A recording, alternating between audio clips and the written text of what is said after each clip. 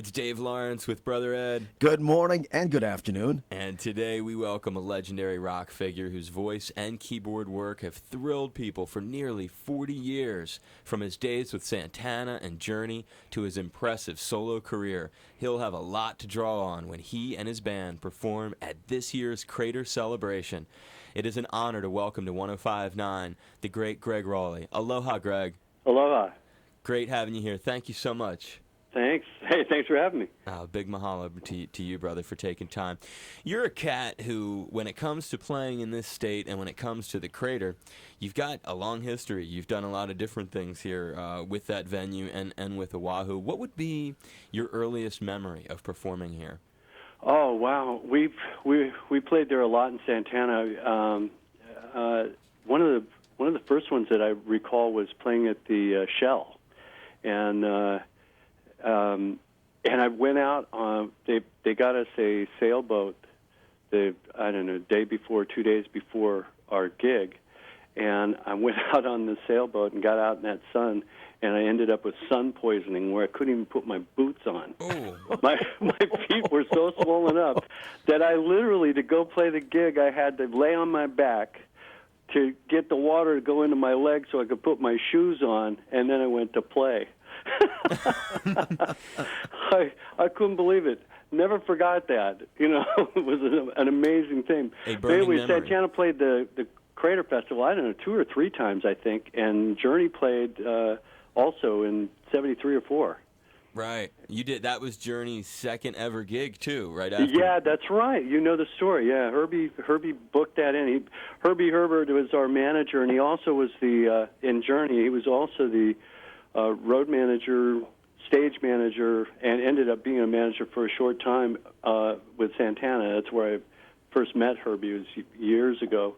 And he swears by Hawaii. I mean, he goes there every year. I was doing it every year for, 20 years. I was going to Hawaii every year at least once. And so he wanted to play the Crater real bad, and he got us in. I think we played it twice, as a matter of fact. I don't think it was just once. Yeah, so I've been there, 4 or 5 times. Yeah, with Santana and Journey. Yeah. Well, Greg, who were some of the acts that you performed with back then? Oh, God, I can't even remember. I can't remember. I'd have to go. You go show me a poster, and I can tell you. It's got to be a blur when you're doing that many gigs, and I know one time I've had Neil Sean's been on my show 4 or 5 times now, and one time he was here in the studio, and he told us about the time that you guys were here for like 3 weeks, and you stayed at this mansion, the Otani mansion. The Otani mansion that was right under Diamond Head. Yeah, it's gone now, I believe. Right, it is, and you remember doing that? I mean, Yeah, we used to. We had a ball. We went and rented motorcycles, and it said, of course, don't go this way, so of course we did. I did the same thing with a Jeep in Maui. Now, you can't go past this barrier. Oh, sure you can't, watch. And we just had the best time there, and going downtown. Waikiki wasn't as crowded, of course, and it was much more open back then, and we'd have breakfast there every morning. Jolly Roger, I think it was, something like that. And I recall it. And we also had Jose Feliciano came out one of those times to that Otani mansion, and we jammed in that mansion with Jose. Oh, cool. That was with Santana. See, I knew some memory would pop into your head. Yeah, there's very little in there now. I need all the help I can get. I'm here to do that, brother. Once in a while, I just put both of my hands on either side of a battery terminal and try and get it going again, Well, Greg, you've given us some insight into your personality about breaking the rules. Does that apply to the kind of music that you do? Well, yeah. I've gone back to my Santana roots. I play, about 8 or 9 of the original songs I did with Santana, with Black Magic Woman, Oi Como Va, and Evil Ways, and Soul Sacrifice, and all of those, Jingo, all those songs.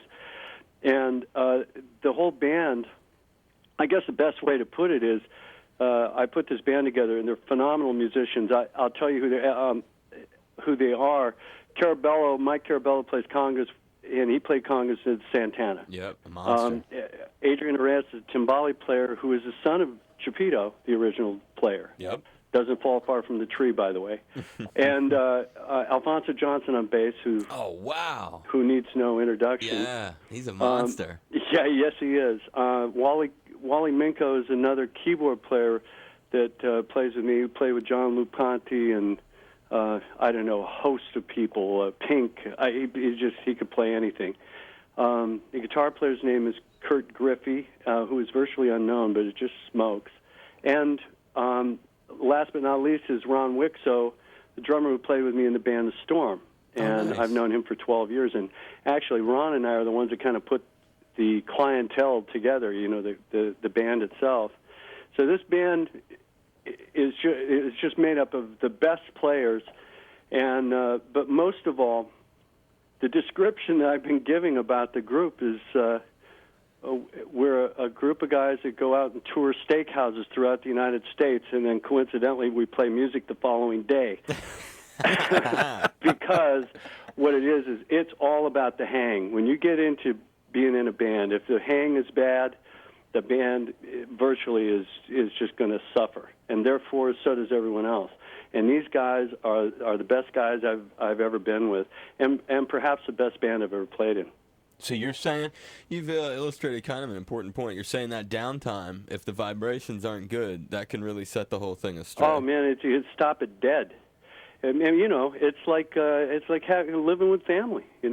And when we have family come over for Christmas, they only stay a few days, right? Right. Well, that's you love them, but after a while, it's too much. No, that's the whole holiday vibe. I can completely relate to that. Yeah, almost everyone can. It's very, very few don't have. That's why they make all those movies like with Chevy Chase and stuff. That's why.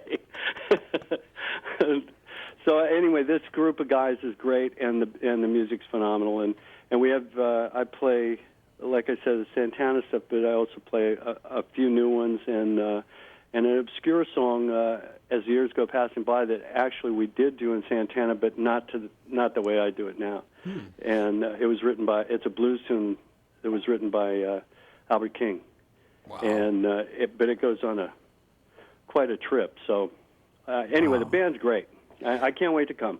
Well, Greg, if we could go back to those Santana days, I mean, my memories of the Diamond Head Crater celebration is your voice ringing in that crater.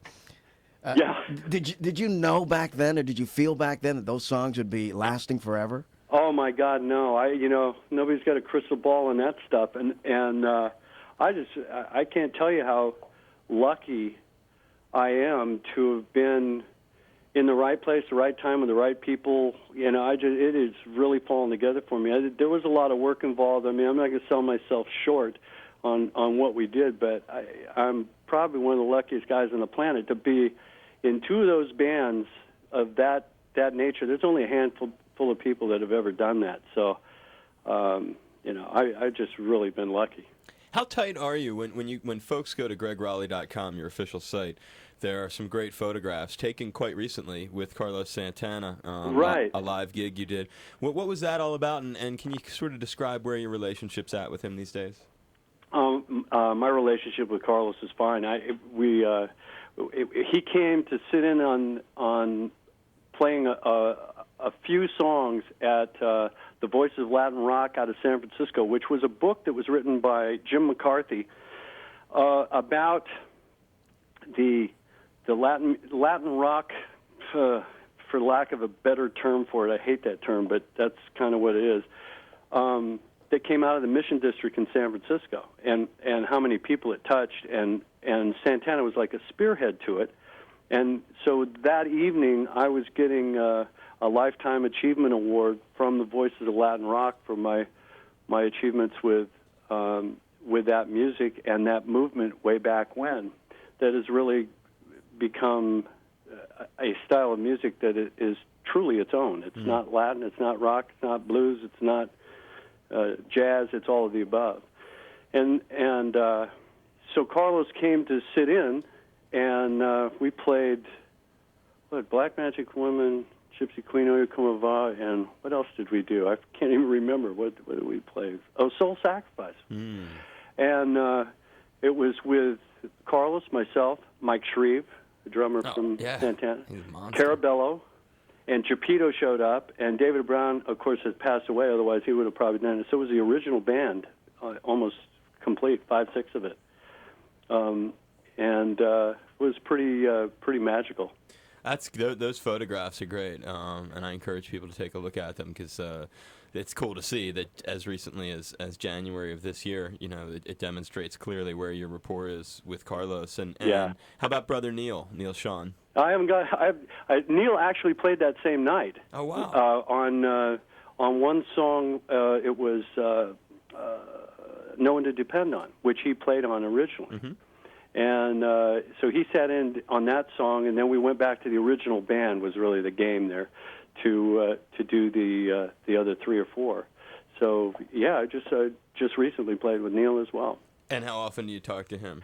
Not too often. I haven't seen him very much. He's moved around a lot, and he's been real busy, and so have I. And the same thing with Carlos. I saw Carlos. That's the first time I've seen him, and I've talked to him at least once or twice a year, but I haven't seen him in 3 or 4. Mm. So I mean, I live in San Diego. They live in San Francisco. I'm just in another area now. Yeah, I can understand that. Hey, Yeah. Greg, can you tell us a good Bill Graham story? Bill Graham story. As a guy who's probably spent so much time around the Yeah, most legendary I got a good one promoters. for you. He was a very competitive man. First of all, a little known fact: Bill Graham is the guy who brought the song "Evil Ways" to Santana. That's right. He gave it to us, and he said, "You need to do this song." And we were looking at him, going, "I don't want to sing about pots and pans. Are you crazy? We're young guys. We wanted to rock. This is nonsense, And so for Bill, we did it, and it was a hit song. I guess we learned a lesson there. And he really hit the nail on the head with that one. He was instrumental. He got us on Ed Sullivan. He did a lot of things for the band that I didn't know at the time and found out later, after things were all over with, even 71, 72. And he was, the other thing about Bill was, and I find these to be interesting questions sometimes, and this is more, if you just think of your overall life, it doesn't really have to be Bill's shows, but Bill was known for pairing, for odd pairings in terms of artists. Absolutely. It was, he, along with FM radio back in the late 60s, which brought music to people that they had no idea it existed. FM radio was this widespread, it's kind of like what the Internet's doing now. And you're just hearing stuff that you can't get anywhere. You have to go search it out. Well, he did the same thing with shows. He would put on, Miles Davis and Santana and Jimmy Reed. I mean, he just put things together you wouldn't think, and everybody went. Of course, they were really stoned, and so probably ran together for them real well. But it was great because you did get to see and hear music that you just wouldn't ever go find. I mean, it was hard to find. So he did a service in that regard. But the story I was going to say is I played volleyball against him, and he's very competitive. And it was at a day on the green in Oakland, and he was across from me, across the net. And I spiked one over him, and it ticked him off. And so the next time I got around to do it again, I jumped up, and I just tipped it with my little finger. And he was really pissed. And finally he goes, "That was really good. You've played this before, huh?" I said, "Yes, I have." Nobody wanted to go up against Bill. He was a competitive man, very strong personality, and like I said, I can't say enough about him. He really did do a service for rock and especially my career in Santana's, Greg, along with a lot of other bands. Sure. Greg, how long will you be in town when you're here for the Crater?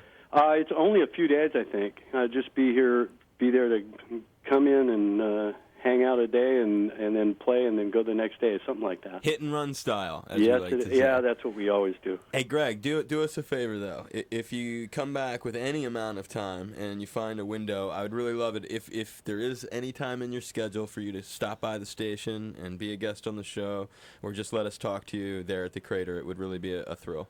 Okay, cool. I'll be there. You'll probably be able to catch me. Well, big mahalo to the legendary Gregg Rolie for being a part of the show here on 105.9 with Brother Ed and I. We appreciate it. Thank you. Aloha, this is Gregg Rolie, and this is the only place to be, the Workforce Afternoon with my friend Dave Lawrence. I mean, you guys did a little bit of homework, so it's nice to talk to somebody that knows something about Bill Graham. Oh, dude, I love Bill. Every time I have a guy like you on, I try to pump out as many Bill stories as I can, just because I figure listeners deserve the education. Well, there is another thing, I do remember this well. This is when I didn't even know him at the time. We had played the Fillmore a handful of times, and it was after hours when they're cleaning up, and I look out on the floor, and he's got all these people working, and there's Bill sweeping the floor with everybody else. And I was going, now there's a guy who knows how to handle business, and his people. He just gets in there and does the same thing that everybody else is doing. He was pretty extraordinary. Wow, that's a cool memory there. Yeah, it is. I'll never forget it. It taught me. Well, I do the same thing with my band. We're in it together, so there you go. It's that simple. Back in '88, did you do that reunion tour with Carlos? Was that 87, 88? It was somewhere around there. Yes, I did. It was Viva Santana, and we went with Shreve, myself, and Geppetto. And I remember fall of '88 at the Merriweather Post. I know they probably would be lost. Merriweather Post Pavilion, Columbia, Maryland. Do you remember that fall of '88? Were you in that? That was still happening then? Yeah. I saw that show. That was you? That was my first Santana show. I was just a little kid, but I remember being blown away and knowing that it was a reunion lineup. But I've never really gotten to talk to you, and my memory of it is really, really foggy. I think I was tripping at that. Well, good for you. So I don't know. Because so were we. What the heck? The clearest memory, but Well, like I was saying, I mean, I've been to a couple of the Crater celebrations. And the one memory I have is your voice just echoing around that circle. Wow. Yeah, man. Yeah, it's a cool. It's such a cool gig, simply because. Well, if you try to do it here, the thing would probably explode like Mount Helena. You're inside a crater. I don't think anybody would do it here. That's a one-time only venue there. Yeah, sure. No, it is too cool. It is. Well, we'll see you when you come to town. Please travel safe, and you've been very good with us today. Thank you. My pleasure. You take care. All right, bye-bye. Aloha, Greg.